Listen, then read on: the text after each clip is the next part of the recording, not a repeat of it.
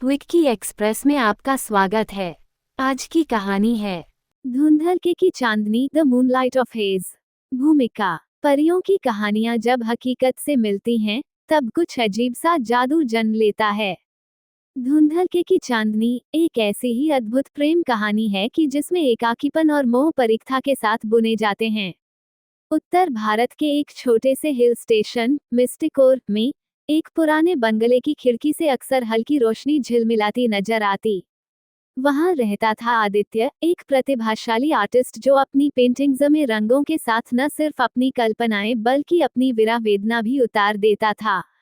कहानी का विवरण: आदित्य प्रेम में विश्वास करता था, पर उसका दिल कब का टूट चुका था।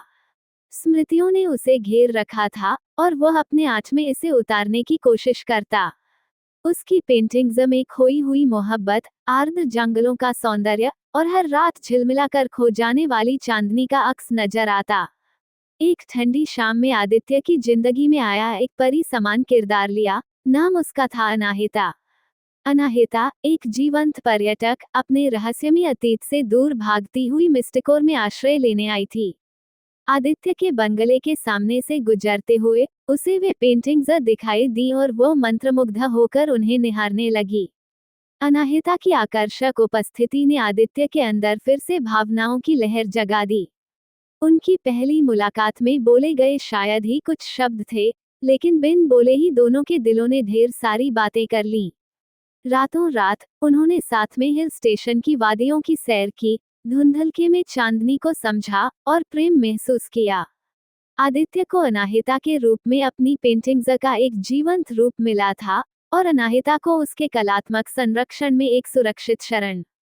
उनका प्रेम धुंधलके की चांदनी की तरह विलक्षण और क्षणिक था। उसके सौंदर्य में एक स्तंभित कर देने वाली नाजुकता थी, जो हर शाम दिखती और सुबह छिप जाती। सीजन का अंत आते आते अनाहिता को फिर से अपने अतीत का सामना करने के लिए वापसी का सफर तय करना पड़ा। विदाई की वह शाम थी और दोनों जानते थे कि उनकी चांदनी अब धुंधला रही थी। अंत में अनाहिता ने आदित्य को उसके दिल से बनाई गई एक पेंटिंग दी जिसमें मिस्टिकोर की चांदनी को चित्रित किया गया था, और आदित्य ने उसे वो तस्वीरें दी जो उसने उसकी याद में बनाई थीं। वक्त गुजरा, सालों बाद भी आदित्य हर सुबह उस खिड़की से धुंधलके की चांदनी को देखता रहा, और हर रात अनाहिता दूर कहीं उसी चांदनी के तले आदित्य की पेंटिंग्स को निहारती रही। नैतिक शिक्षा: ये कहानी हमें सिखाती है कि कुछ प्रेम कहानियां जन्मों तक नहीं बल्कि क्षणभंगुर पलों में जी ली जाती हैं, और वो क्षण अनंत काल तक दिलों में महकते रहते हैं। सुनने के लिए धन्यवाद।